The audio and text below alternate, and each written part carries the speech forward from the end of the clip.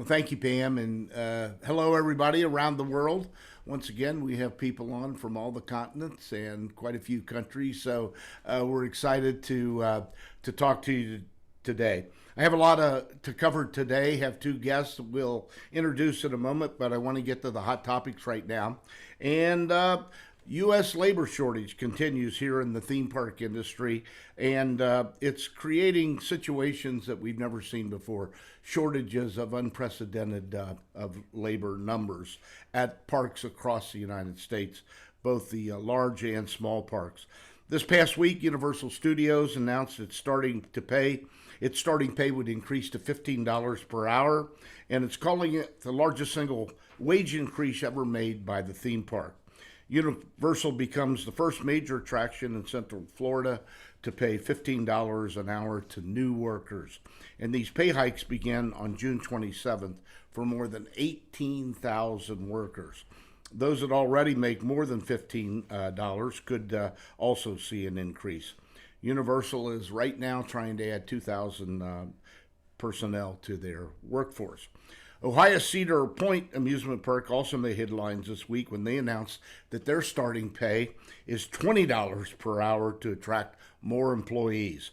The worker shortages have forced the park to reduce the number of days it's opening during the weekdays in June this month. So we'll see how long that continues. Here in Cincinnati at Kings Island, Cincinnati, they just announced that they're going to be cutting their hours during the weeks of operation in the short term because of the labor shortage. Our good friend Denise Bexon up at Maury's Pier, who was a previous guest on the podcast, she's told us that they're now offering $15 per hour. They're trying to hire their 1,500 employees, and at this point in time, they're only at 850, basically half of what they need. Six Flags parks are also advertising for job openings with higher pay rates, up to $15 per hour, and in some cases a little bit more, along with a flexible schedule which entices employees to work as little or as much as they want. So flex schedules. Over at Kennywood in Pennsylvania, they're offering $14 an hour, up from $9 last year. In addition, new hires receive season passes for themselves and 3 family members, a bonus worth about $300 plus. So they won't have to buy their own uniforms this year either. So parks are really taking steps to help offset the labor shortage any way they can. Memorial Day weekend, going into the summer, despite the labor issues, many parks reopened with their doors for this past Memorial Day, and they had record crowds coming to the parks, even with limited capacity. So that's a great sign for the industry, and we're happy to see that, and we believe that certainly is going to continue. Most parks in the U.S. have now reduced or eliminated their mask mandates, and here in the state of Ohio, the governor has lifted all of the restrictions that we've had on COVID, including masks and everything that the CDC had out there. So another big step in the right direction.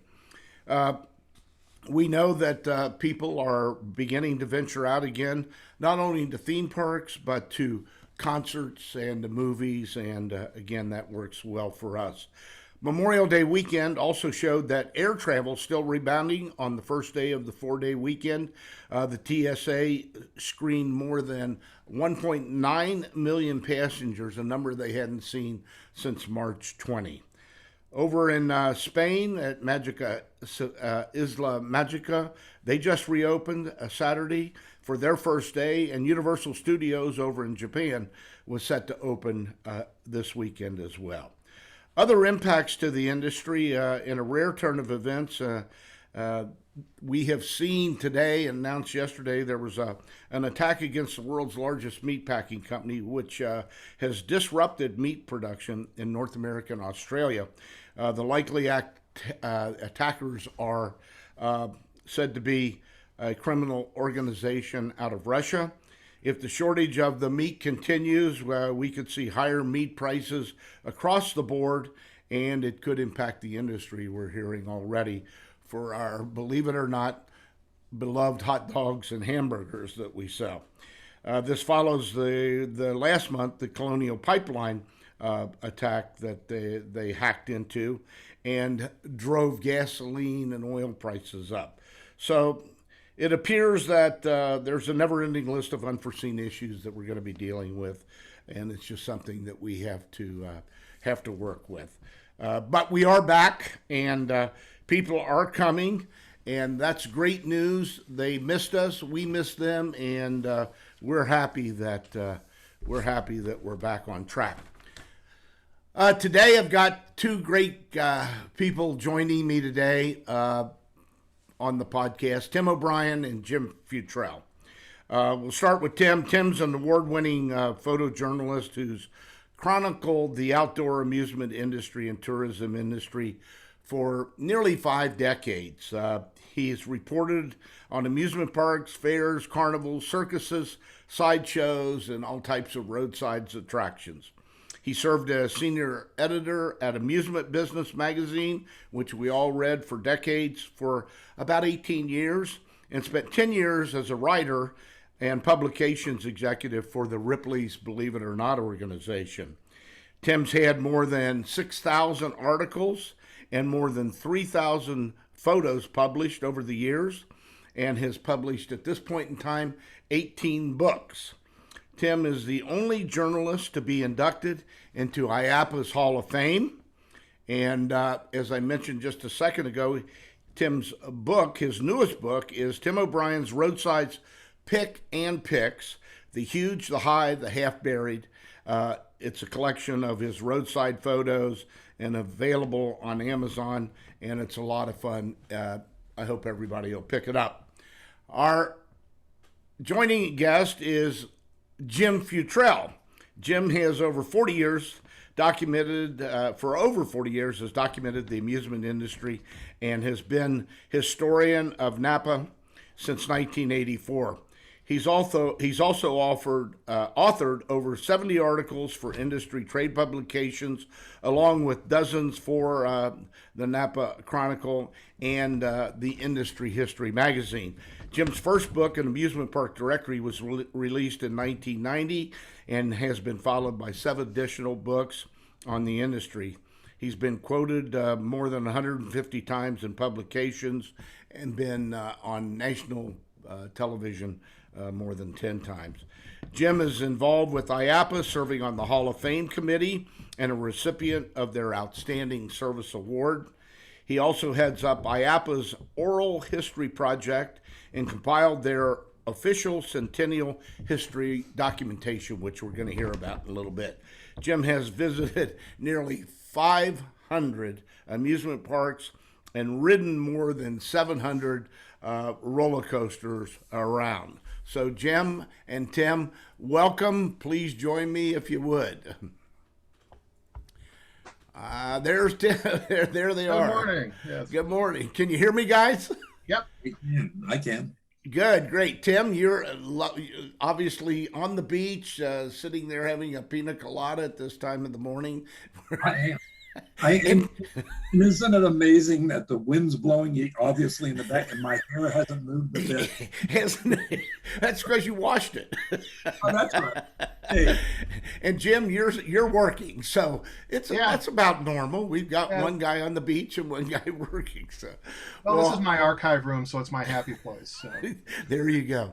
Well, hi guys, and good morning, and welcome to the I'm for Fun podcast. Really glad to have both of you here. You guys have done an amazing job of chronicling and writing about our industry for literally decades. I guess if you put you two together, you're over 90 years and probably getting close to 100 years of being historians and storytellers about our industry. Our industry, when we are talking about it here at ITPS, we talk to our clients and we tell them, this isn't a new industry. It went back to the 1600s. And Jim, as an industry historian, maybe you could give us just a couple of minutes of kind of that move forward from the European pleasure parks to what we've done in America and then how it's spread. And then, Tim, I'm going to have you join in. Okay, yeah, like you said, Dennis, this is not a new industry. It is over 500 years old. I think people have always had that desire to have an escape and have fun and unwind. And it did start in Europe with the European pleasure gardens. You still have a couple of those still in operation, Bakken outside of Copenhagen and Yeah. Prater in Vienna. Those both date back to that era. And that concept in the early 1800s began being exported to the United States. There were very primitive versions of those European pleasure gardens here before the Civil War. After the Civil War, you started seeing, a very industrialized, urbanized country being formed, and a transportation infrastructure was being built. And you saw in the late 1800s, a lot of transportation companies opening pleasure resorts as a means to generate traffic. We talk about trolley parks all the time. It wasn't just trolley companies, a lot of steamboat companies, Coney Island in Cincinnati, a lot of railroads, such as Idlewild Park, that was formed by a railroad. And the transportation industry really dominated the amusement park industry up until the years before World War I. I think it was interesting when I was researching IAAPA's history, there was an attempt to form an amusement industry trade association in 1906 that failed because the transportation companies were so dominant that they didn't think of amusement parks as an industry. So it took around World War I, you started seeing amusement parks get spun off by the transportation company, and people started coming into the industry that viewed it as its own industry. So, World War I was kind of one of those watershed eras where you saw the entrepreneurs coming in to operate amusement parks. The rides took on a greater prominence, and really you went into the 20s with what a lot of people consider the first true golden age, where you had the advances in technology and the growth in the industry, and that drove it through the Depression, World War II, where then you started seeing the new era of the theme parks and the big corporations come in. Yeah. Really, in a few minutes, then leading to the industry we have today. Well, I think it's interesting in that history. You said it at the outset. There's always been room for escapism. People have always wanted that, and it's been something that hasn't changed. I mean, we're living that today. Tim, I'm going to ask you. You've seen the publishing. You've been in it all your life, basically. You've seen the publishing world change. You were with amusement business during its golden years, and I was certainly a reader of that when I was a young guy in the industry. Couldn't wait to get my issue. What are some of the things that you've seen through those shifts, and now where we are today with social media being the dominant force? And my newspaper here in Cincinnati is about this big now when I read it in the morning. What's some of the things you've run into that you've seen that have changed but have helped shape the industry too? Well, the media, absolutely. The social media, let me start currently. I think the social media is both a good thing and a bad thing for parks. I know as a journalist, if a park had an accident back in the 90s, let's say, the only way I would ever find out about it is if it was severe enough to be on national news. I would hear about it that night, or during the day if the park owner or the manager would call us and say, hey, this is what happened today. So sometimes things would go totally unnoticed by us in the media. Right now, I mean, if somebody falls down in a queue, it's all over social media, so you know it immediately. So the accessibility that the public now has in the private world of the theme park industry is quite awesome, and also quite scary, because a lot of things, as we know, the non-truths that are out there that happen. And if somebody wants to really piss off somebody at a park, they can go ahead and write anything. They don't care if it's true or not. So Right. I think that's something that's also dangerous to the parks. But back in the good old days, Yeah. and I'm glad you read me as you were growing up, Dennis. That was nice. Thank you for mentioning it. The whole concept, it was so civil in the late 80s when I actually started writing for Amusement Business. The accessibility was so important to have. Like as a reporter, senior editor on amusement parks and theme parks, etc., I had great accessibility to the leadership of parks because of who I was, the position that I held. Sure. And there's nothing better than sitting down. I remember the first day I walked into Larry Cochran's office at Six Flags, and this dominant man, this huge bald-headed guy about 8 foot tall, came over and shook my hand. And I'm not even going to try to be a Texas drawl like he was. And immediately I saw, why Six Flags had been so successful. Within 10 minutes of sitting down and meeting him. Today, with all the major corporate parks, it's a lot harder. And I noticed I left the industry at the end of 2003 as far as a reporter, and it was almost impossible to get a sit down with the head of a corporation that owned one of the parks, and most of the corporations put it down to the manager of their individual parks not to talk to me. I heard that many times. I would call up and they'd say, "Oh, hi, Tim." And I'd say, "Well, what's going on?" And they'd say, "Well, I painted my office today." And I said, "Well, yeah, but tell me what's going on." "Well, yeah. I'm not allowed to talk to you." Yeah. And I heard that so many times. And it just was I muted my phone, but not my pad. Sorry. That's all right. Don't fall in the water. Lots of sharks. But anyway, the whole concept of the accessibility aspects, I think, has been changed, and then that goes on for forever. We had a rough time, and through the years, and as amusement business started becoming the industry Bible again in the late 80s and back into the 90s, like you say, it was a heyday. It was fun working there, and so I think the changes are basically like Jim was saying, the corporate parks taking over, and you didn't have the mom and pops that you could go out and chat with and just have a good old time. And those are the big changes. Do you you and I both, and you were much closer to him than I was, but a great friend of mine and a great friend of the industry, our friend Tom Powell. I know you worked closely and traveled with Tom, and I'm sure you could tell 10 hours of stories, but give us a brief look into the life of Tom Powell. He was just, whenever he walked in the room lit up. It was just fabulous.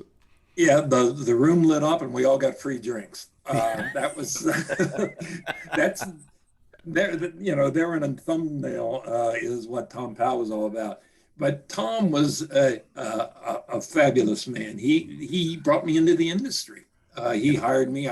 I was working for a drugstore publication as an associate editor up in New York City when I got interviewed by Amusement Business, and he put his job on the line and made sure that I was the one that got hired for the managing editor's position at the beginning.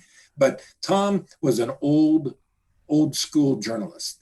And you would expect to watch him wear one of the little green visors that you see in the movies and have a bottle of scotch. Well, he did have a bottle of scotch in his desk drawer, but he was just a hard drinking, hard working, and hearty man. Wonderful heart huge. He knew everybody in the industry. He did. And when I came in to take over the theme park side of things, he kind of went back to his first love, and that was the carnival industries, the carnival and the fair industries. And so he covered most of that. I covered most of the theme park stuff. And he, even at the beginning, he would get mad at me for talking to the PR, to the marketing person. He says, "You got to go see the big guy. You got to go see the big guy." And so when I would go to try to see the big guy, a lot of times they wouldn't take my call.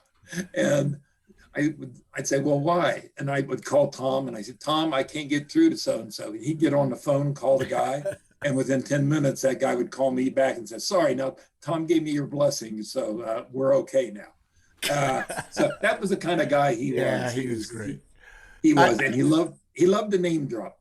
I have to tell you a funny story. When I was president of IAAPA 30 years ago, I went to my first Gibtown show. It was something the presidents did. We went out. We went to the OABA out in Las Vegas, John Graff and I. And when we got to Gibtown, Tom met us. And I'm in a suit and tie, and he's taking me around, introducing me, president of IAPA at that time, not chairman. And up walks this guy, a guy named Oklahoma Red, and he said, "Hey, Oklahoma, come over here. I want to introduce you to somebody." And he comes over, and little guy talk like this, and he says, "I said, ha." He said, "Oklahoma, this is Dennis Speigel." He blah blah blah, and I said, "How you doing, Oklahoma?" He said, "Well, ain't been in jail and ain't got no new tattoos this year, so it's a pretty good year so far. I'm doing okay." So, following, this is something you couldn't script. So, following Oklahoma Red comes another lady walking up, and she's kind of in this outfit and a little strange, and her name's Alligator Annie. And he said, "Hey, Alligator, come here. I want to introduce you to somebody." Same thing, introduced me to dinner. This is Dennis Speigel, blah, blah, blah. And he says, "Hey, Alligator, show her your nipple rings there. Show Dennis that." And she whips up her top and I'm sitting there. I look over at John Graff and I said, "I think I'm going to like it here."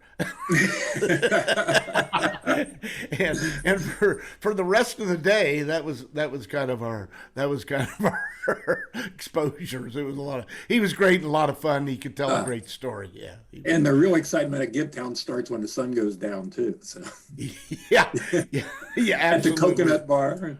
The Coconut Bar and all the suites. They were they were great. It was, yeah. Tom was really a major force, I think, in creating the readership that amusement business really had. Yeah. And then once amusement business went out of business, he slid over to the OABA and wrote a column for them online as well, their publication. Yeah. So he right to the very end, he was quite a chronicler of the industry. Yeah, he was. We miss him. We loved him, and we miss him. And he was the best man at my wedding. So. Well, was he really? He certainly was. Yep. What do you mean by that? Hey, Jim, if I'll come to you on that.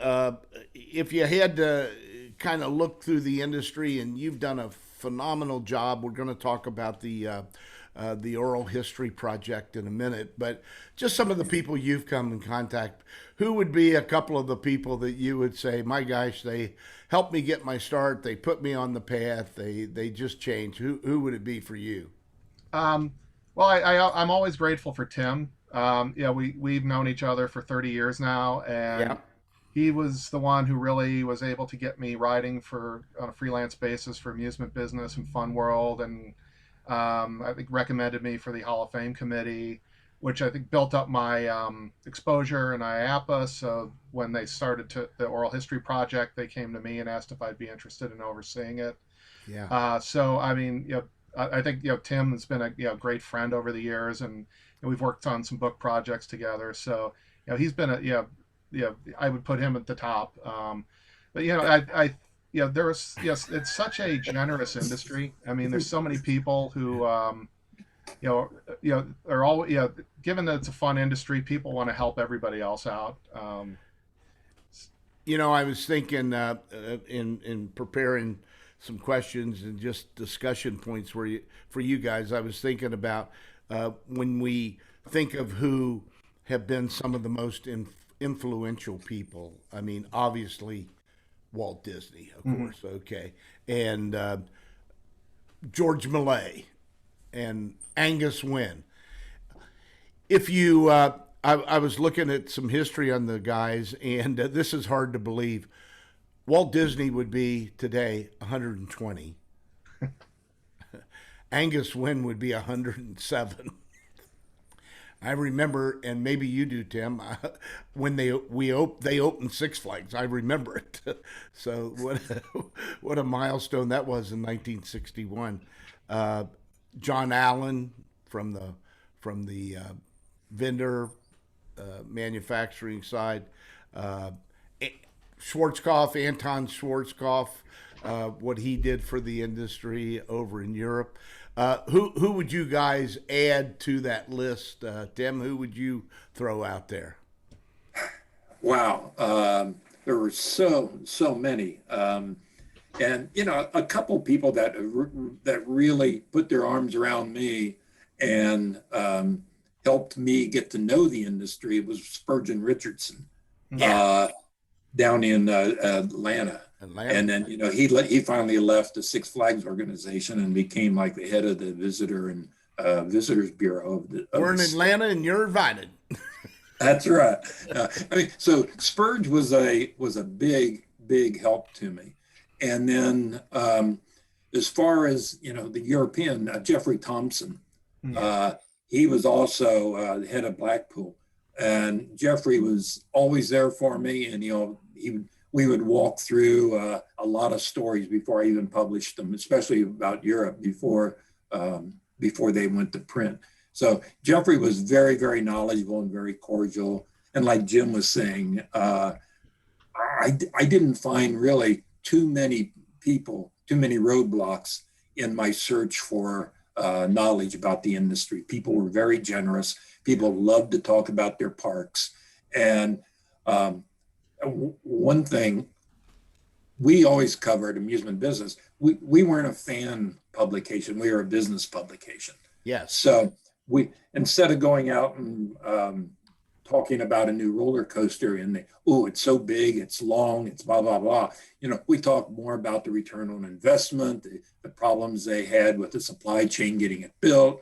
What are they going to have to do to raise their gate price? So those kind people identified, I think, more that they were willing to talk to you about up to a certain point. And then the point, of course, came when everything was so secretive. They were very, very quiet about it. As it went more from the private into the public, it became more secretive. That's for sure. Oh, absolutely, yeah. And it's a little off topic, but I was responsible for amusement business to put together the attendance charts every year. And that when that was pitched to me to take over in '86, I thought, okay, this is going to be fun. All I have to do is call up the park and get the numbers. That worked maybe 2 years. And then Disney, when Michael Eisner came in, he was with, I think, Paramount ahead before he came to Disney. Correct. And he said he lived and died by the numbers every Monday morning when the film totals, the grosses came out every Monday morning. And he says, that's not going to happen again with amusement parks, it's the theme parks. So he quit at that particular point, talking about attendance figures. And then Six Flags said, well, if Disney's not going to release their numbers, I'm not either.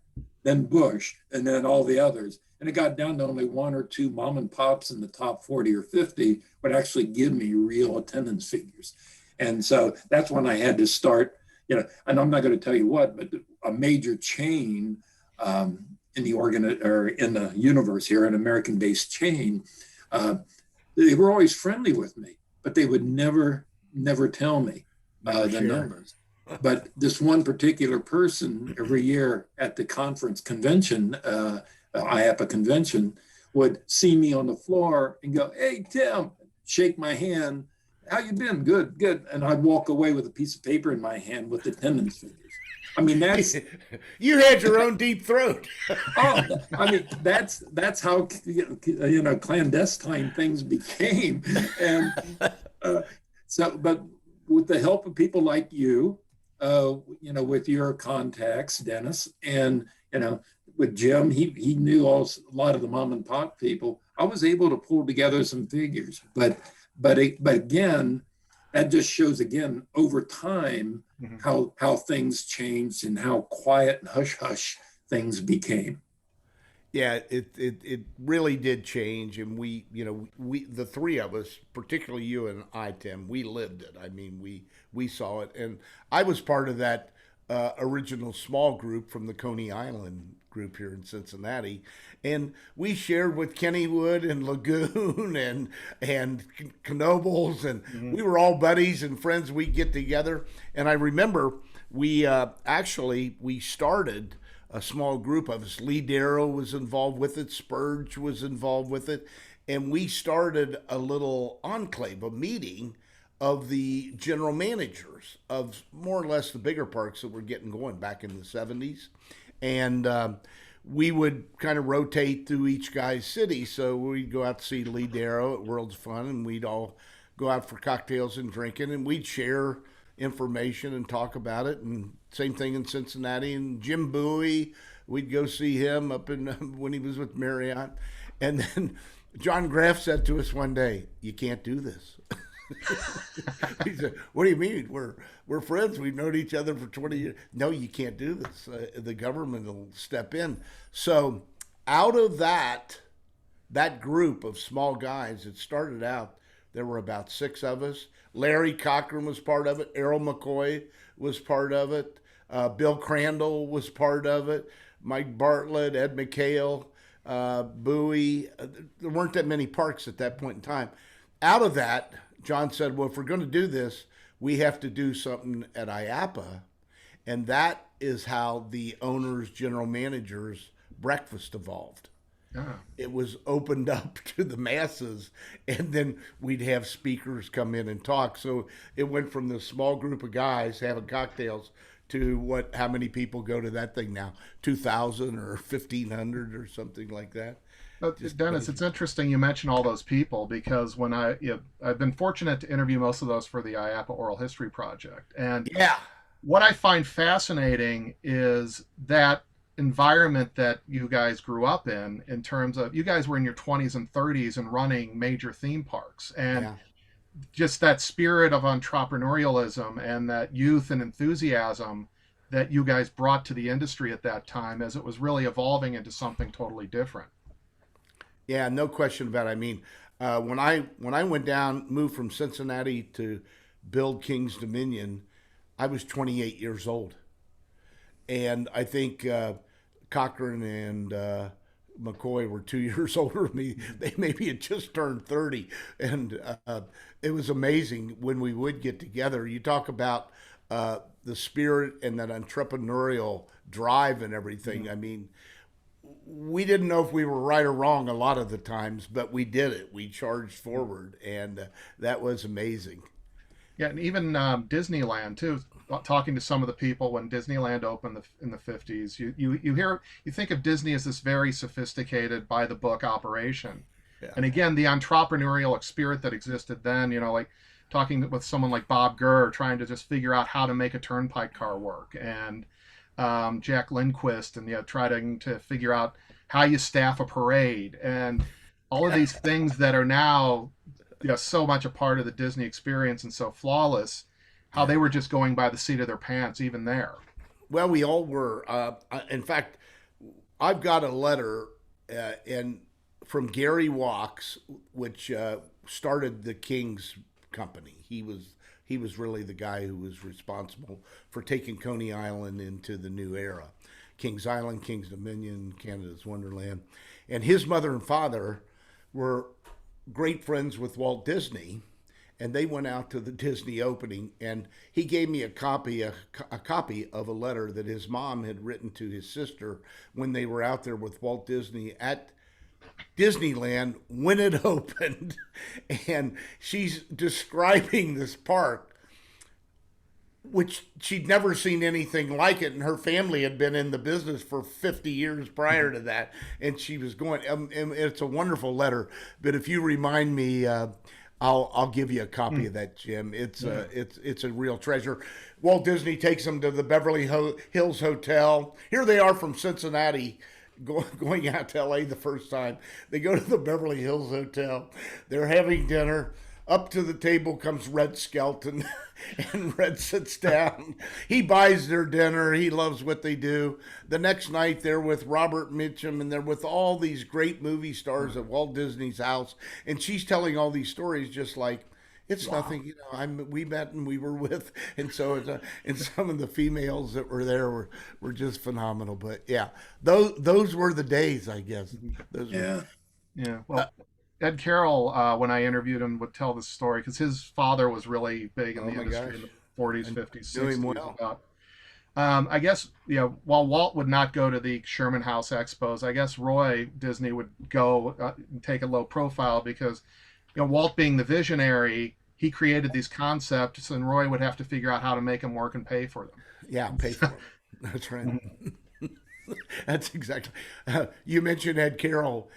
He was great friends with Harry Bat Sr., Ed Carroll Sr., actually Jeffrey Thompson's father, Leonard, who all came to visit me at Kings Island the year we opened. And, these were the gurus of the industry. It was amazing. But we're at the Sherman House. I'm at my first convention, and we're down at the Well of the Sea. And on Thursday night, they had this big dance, and we'd been out having some cocktails, and we come back in, and here's these couple of guys out there dancing and going crazy. And I go, who are they? And they goes, that's Harry Bat Sr. and Ed Carroll Sr. Ed Carroll Sr. They were about 70 at that time. They were out there dancing and having a great time. So it's always been a group of great people like that have been in our industry. Hey, Jim, tell us, take a minute or two and tell us about the oral history of IAAPA, how long it's been going on, how many are in, and how they're chosen to come in and be a part of that. Okay, great. Yeah, when you talked a little bit earlier about people who influenced me, another person I should have mentioned was Carl Hughes at Kennywood. Oh yeah. And he was a lover of history, so we had some great conversations. And one time I just told him I should bring a tape recorder every time I come and visit you. And he goes, John Graff was saying that to me too the other day. And this was back in the late 90s. And at that time we Napa teamed up with IAAPA to do some oral history interviews. It was a much less formal process. It was audio tapes. But even then, we got some people that were fortunate. We did. We interviewed Jeffrey Thompson, Jeffrey's mother, Bob Ott. Some really great people who are no longer with us. And then it went a little bit quiet for a while. And then I think we had two catalytic events in 2004, where with the sudden passing of Jeffrey Thompson and Charlie Wood. Yeah. And Paul Cerf, former IAAPA chair, longtime at Hershey Park, Texas. He really pushed the board to really formalize the oral history project. So I got this email in fall of 2005 from Sue Mosdale saying, we'd like to interview some people at the IAAPA Expo. Would you be willing to come down and do it? And who was I to say no to that? And at that time, first Expo 2005, we interviewed 6 people. Ed Carroll was actually the first one I ever did, and there was Bob Minnick was one, and Dick Chance, and there was a couple others. How many are in the Hall of Fame now, Jim? Couple dozen. So as it's evolved over time, I thought this might be a one and done thing, and then they invited me back the next year, and it kept going. So we are up to roughly 150 interviews. 150. Wow. Yeah, we have wow, that's been able to interview pretty much every living Hall of Fame member, and also every living past chair of IAAPA. So it's really this great body of work. It's been a true privilege to be entrusted with it by IAAPA. We have had edited about 40 of the interviews into kind of mini documentaries that you can find on the IAAPA website. And so, I think, when we started this, it was more, let's get the people interviewed while we can. And so, we've done things like I went out to California about 10 years ago and got to spend an absolutely amazing afternoon with Marty Sklar and Richard Sherman, along with a number of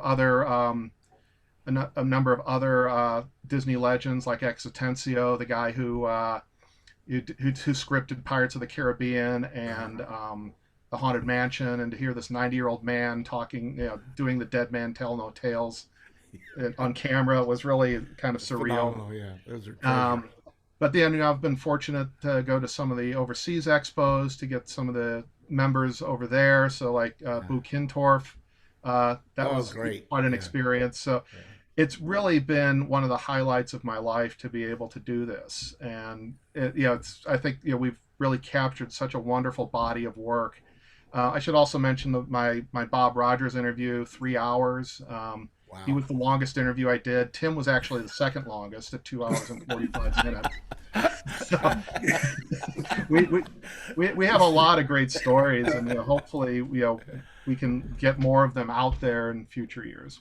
Hey guys, we're getting, as we do typically with the podcast, we're getting questions coming in. So if you see me bouncing around, I'm looking at different monitors and coming in. First one is for you, Tim. It said, this is from an old friend, Jack Yeager. Remember Jack, King's Dominion?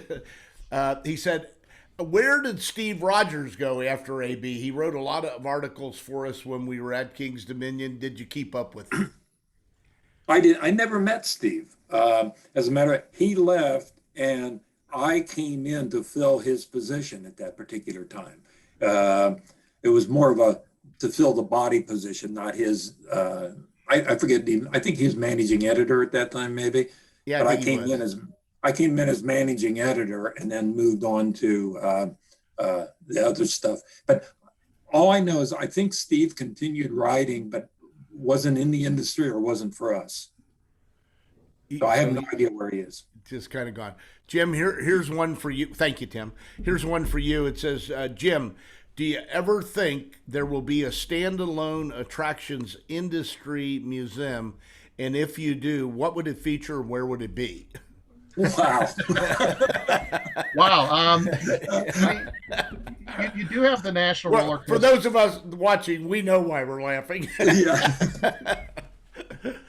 You do. I mean, that's been a great challenge. I mean, you have the National Roller Coaster Museum and Archives now, which is really built a pretty impressive facility out in Texas. Texas. Where is that in Texas? I knew. Was it Longview, Texas, which is midway between Amarillo and Lubbock? Okay. What is Larson International on their grounds? With Larson, yeah. Yeah, and but I know IAAPA looked at it when Roy Gillian was president back in the early '90s about the feasibility of IAAPA doing a museum. They didn't think it was part of their mission. Yeah. I mean, I would love to see something like that. It's just there are so many museums right now, and a museum is not an easy thing to do. I mean, you have to come up with a revenue stream and a business model and find a place where you can generate traffic.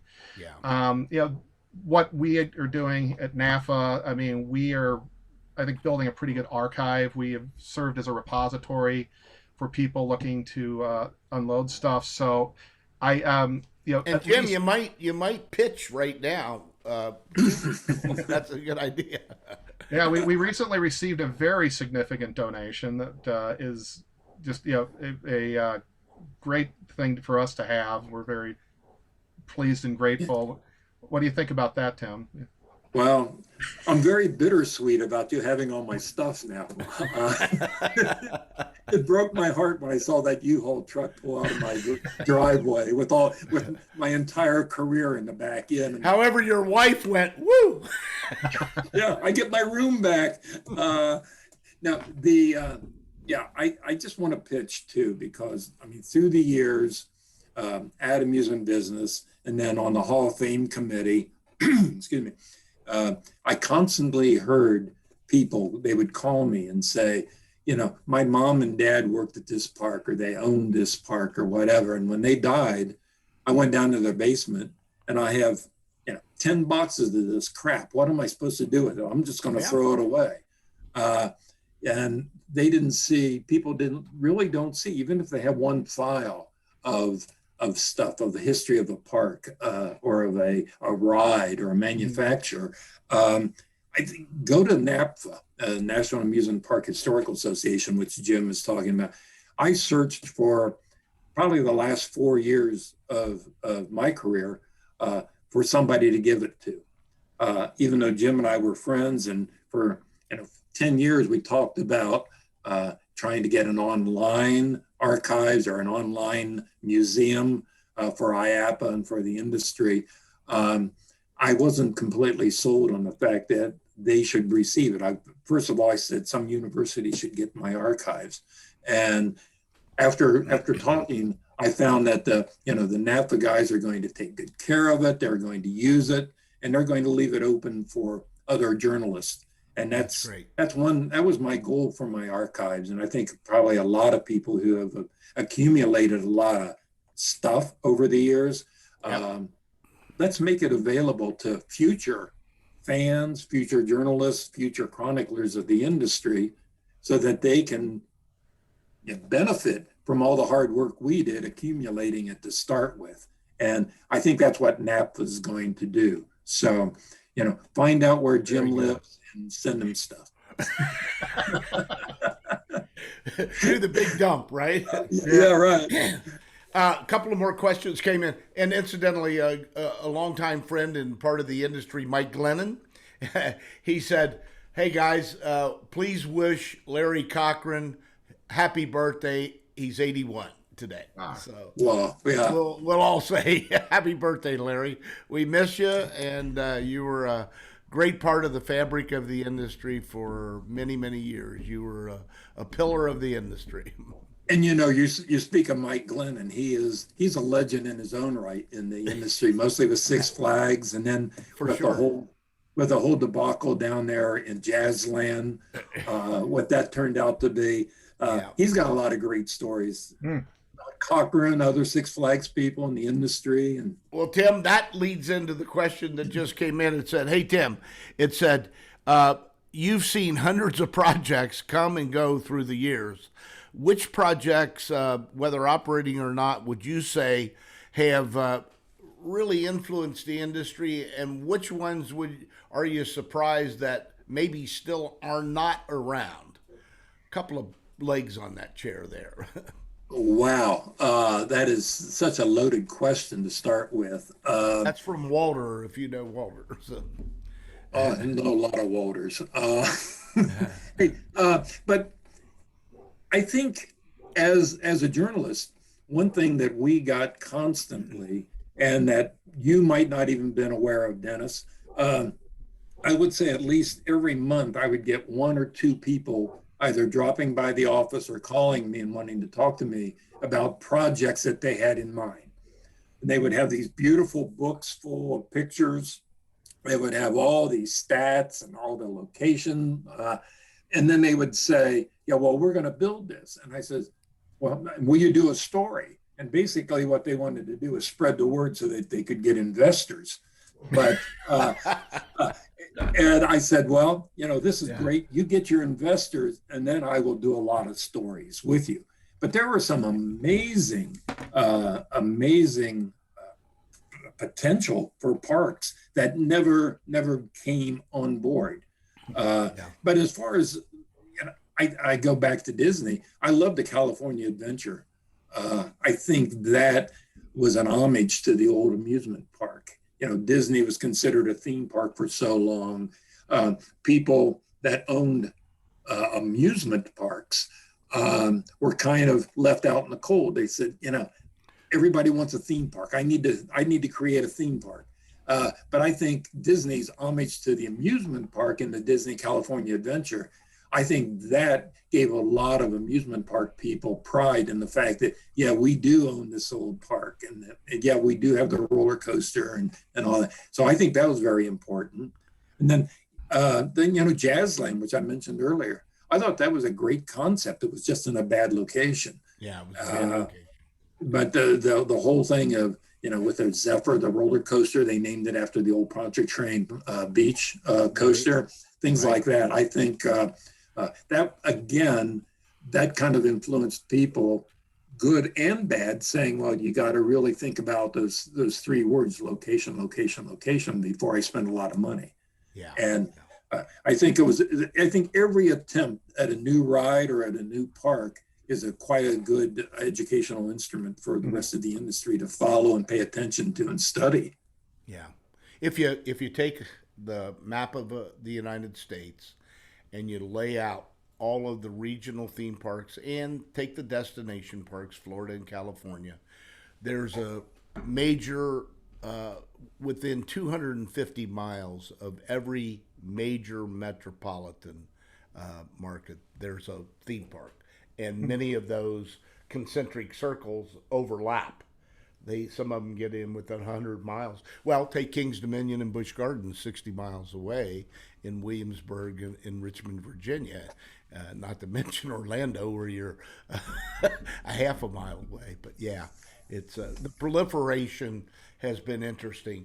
I always said the 60s was the exploration after Disney. That's when the real entrepreneurs, the Wins and people like that, started looking at it. 70s really was, at that point in time, leading up to today, that great proliferation. That's when we saw all of the parks, a huge explosion.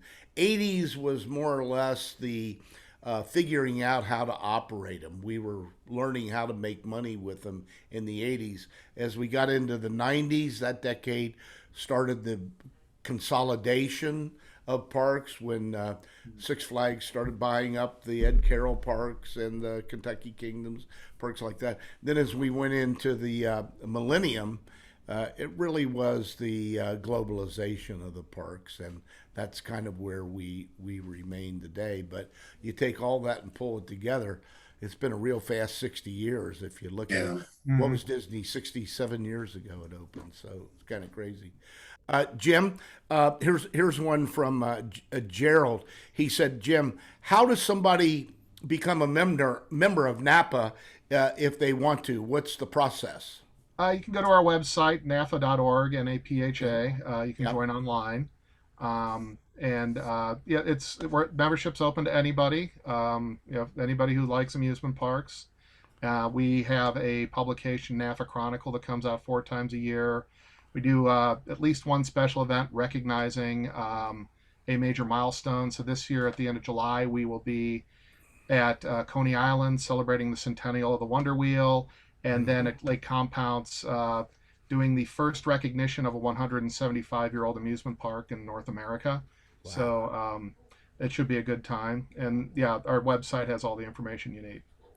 Okay, here's one for you, Tim. It says, what has been the most influential ride or attraction that you've seen launched during your long career and which you reported on? Wow. I would guess the mega coaster. I don't know all these words, mega coaster and all these other, but things like the Top Thrill Dragster up at Cedar Point.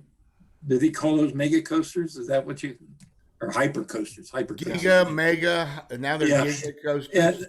And I think for a while, every roller coaster that was being built, other than the wooden ones that were coming on, had to be upside down. How many times can I flip these people over? How many times can I invert them?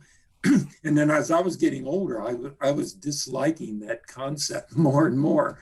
But then things, and then things like the Magnum XL 200 up in Cedar Point.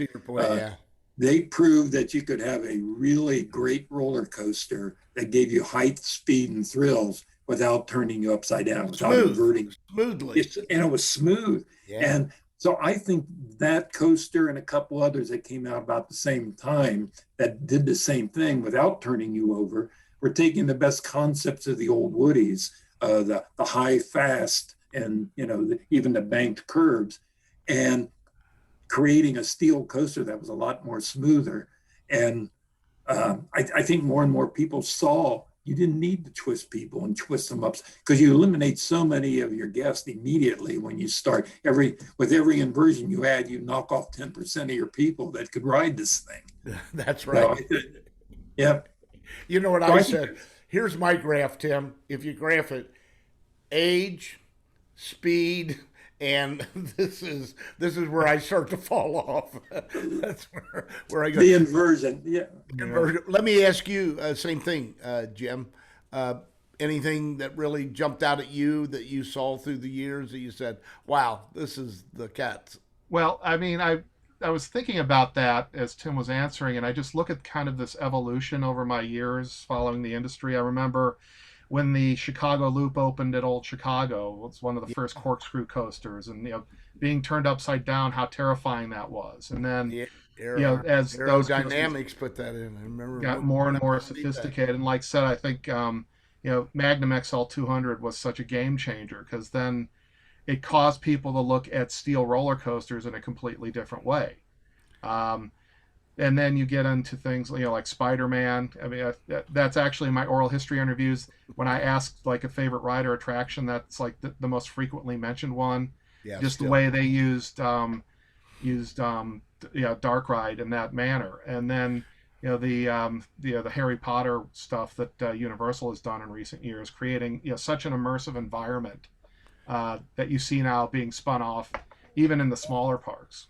Two things jump out to me. First one was the Back to the Future ride. When I went down to see that and was still operating parks, I came out of that and I said, this is the first time that Disney has ever been out Disneyed.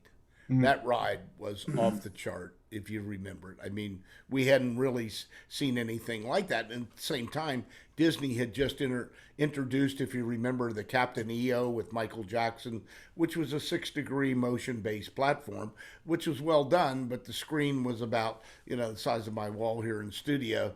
But when we got in Back to the Future and we thought we went down that the mouth of that dinosaur and then went out backwards and upside down, that was a mind blower. And I think the other one was, for me, here in Cincinnati, actually, when Premier Rides built the Outer Limits, Pam? Mm-hmm. Outer Limits. And it was the first lineal induction motor concept. And we got on that thing and we were launched out at such speed. It was just incredible. In fact, I've told the story where the U.S. Navy came in to look at that ride to see if they could use that system to launch their aircraft carriers, their planes off their aircraft carriers. That was such an amazing thing. So we've helped contribute to the security and safety of America. Hey Dennis, on that same ride, maybe we were there together. I don't know, but I remember wearing sunglasses, and when we shot out, both my lenses popped because of the force. And so I came back with the rim with nothing in them. That's the force in those babies. That was an amazing ride. Sarah, incidentally, Sarah Shea, she just sent in a note and she said, "Hi guys." She said, "If you could recommend only one book to read, and it can't be yours, what would it be? Would this recommendation be different for a park operator as it would be for a manufacturer? Who would you read?" Anything come to mind? Well, I mean, there's a lot of good general histories. I mean, from an operator's perspective, there's one, the American Amusement Park by Judith Adams that's really dug into kind of the numbers of the industry. Another one that came out recently, the amusement park industry, goes back to the Renaissance fairs and does a nice overview of the 500-year history. And then I'd also be remiss if I didn't also recommend, the book that changed my life, Gary Curiosi's Great American Amusement Park. Yeah, sure. We all Even have though that it's like one. 45 years old, it was the first photo history of the industry and was just, so spectacular to look at. Hold that one over here, Tim. Whoops, Yeah. I hate this pixelation. I can't show my book off. Yeah, there you go. The one that I think I remember reading when I first came into the industry in the '60s was Mangel's book, Oh, yeah. the amusement park. And you know what? I found that recently and just kind of thumbed through it, and it's still amazing. If you want to know where we're going, you got to know where we've been. And you look at this, and some of the things. There's a picture of what they call. You guys will both remember this at Coney Island. Can't remember which park it was, but the flip flop coaster, and it was a looping coaster in 1909, I think it was. And you wait a minute, I thought Intamin did that at Magic Mountain when they. It was pretty crazy. There aren't a lot of new ideas in the industry. It's just figuring out better ways to execute old ideas.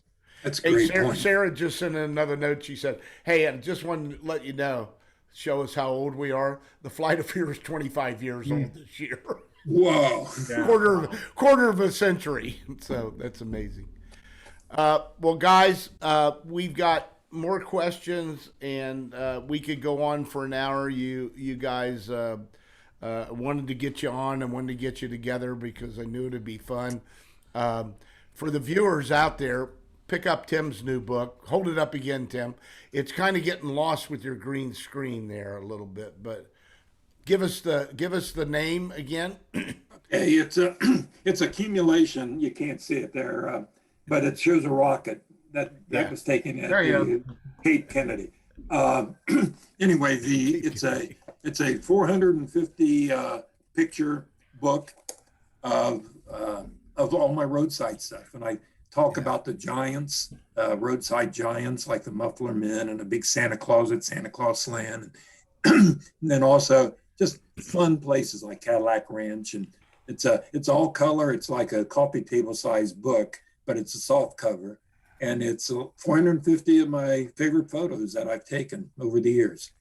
Well, and it's total different from all the other books I've ever done. So this was the most writing I did on this was the introduction. Then the rest of them I let the pictures tell the 1,000 stories. Yeah, that's great. Well, I can't wait to get it. It's going to be great. I've read quite a few of your other ones. They've always been fun, interesting, and made me laugh because I know I think that's a lot of good the thing. people in there. Jim, what do you got coming on? Well, my most recently released book was A History of Seabreeze that came out in 2018. Great park, great story. I just wrapped up a book that will be released next year. It's a history of a attraction a lot of us know and love. So we're not ready to publicly reveal that yet, but you'll know when it's announced. Okay, well, you're Mystery. Yeah. Keep guessing. Yeah. Bernard Campbell just sent in a note. He said, "Hey Dennis, bring Jim and Tim back for part 2. What a very enjoyable conversation." so Love to do it. Yeah. we can do that. We'll, you know what we ought to do? We ought to get through the season, see how things go. As I said at the top of the hour, we're at a great point. I think people are coming back in droves, and parks are packed, and hopefully we get the employees to be able to serve them, and the restrictions on capacities are lifted. And then at the end of the season, maybe as we move into 2022, I would like to invite you two back to talk about more, and maybe we'll get some scripted points of topics that we want to cover, and we'll ask people to send in some stuff if we can do that. How's that? That'd be great.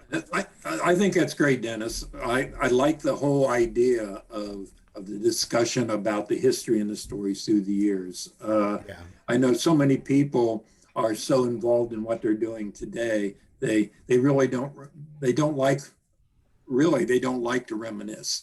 But I know Jim and I do. Yeah. And it's Yeah, and it's fun just to chit chat. It puts a face to the amusement park industry instead of just verbiage. I mean, the faces and fun and whimsy through the years. After all, it's like you've got there in your neon sign, "I'm for fun," and so many people forget that amusement parks are supposed to be fun, and I think, especially the people who run them. Yeah. Yeah, the three of us can attest to that for sure. Right. Well, look, guys, thank you. Stay with me just a second. Let me introduce our next guest. I'm not sure if I mentioned at the top, but we have a good longtime friend of mine coming on, Jim Davis, creator of Garfield. He created Garfield back in 1978. And Jim is just truly one of the great guys that I've met, who's come to our industries, been to our shows. Never forget, very quickly, he and I were we were at IAAPA, and a new vendor had this big wall where you could draw something on a table, and the vision came up on the wall. And Jim, always low key, not a recognizable guy, but Garfield, of course, was, everybody knows Garfield. And he walked up to the set and he started drawing. He took the stylus and he started drawing. And the guys who were running the booth are kind of watching everything. And he starts drawing Garfield, and all of this thing morphs into Garfield. And people start coming around the booth for miles over. Oh, wow. See this thing, and it was just amazing. And the guy who's running the booth looked over at me and I went, yeah, that's him. He's a drawer. And the other thing was, he and I went to China IAAPA show, and cats are, as you know, revered in China, loved, and we would go out and I would introduce Jim to people, and he would draw something on a napkin or the back of a paper sack. He'd do a Garfield, and you would have thought you had given them a bar of gold. I mean, they really girls are crying, guys are crying. I thought I should have been a cartoonist. Yeah, right. Hello, Kitty. Hello, Kitty. So thanks very much, guys, for that. As always, when we close, first of all, thank you, Tim. Thank you, Jim, for being Absolutely. here. It was fun. Love to get you back. And as I can see, and you can't, questions are still coming in here. So we talked about fun. If we don't have fun, how can we sell fun? I've always said that. We're not here for a long time. We're here for a good time, and we learn that more every day. And we really do work and play in a great industry. We don't put smoke in the skies, and we don't contaminate the streams and the waterways. What we really do, and you guys know it, is we put smiles on people's faces, and we give them memories that last a lifetime. So doesn't get any better than that. So Tim, Jim, thank you so much for being with us. Thank you, every watch out, Tim. There's another.